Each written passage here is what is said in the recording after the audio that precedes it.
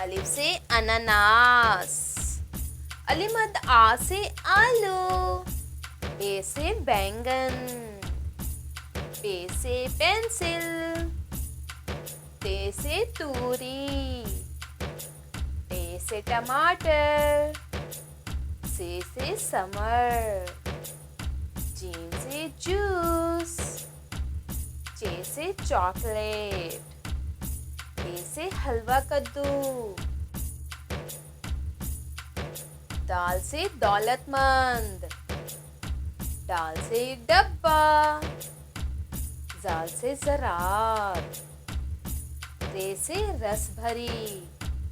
रे से कोई लफ्ज़ शुरू नहीं होता लेकिन अल्फाज के दरमियान में इस्तेमाल होता है, जैसे कि गुड़िया। जे से ज़ेवर। ये से यालाबारी। सीन से सेब। शीन से शिमला मिर्च।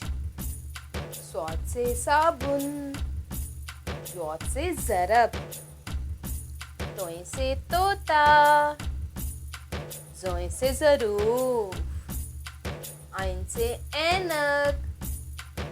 गैन से फे से फौजी।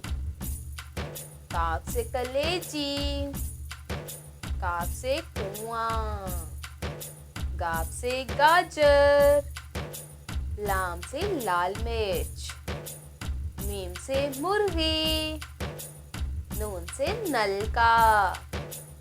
वाव से वर्दी। हे से हाथी। हमजा से गाय।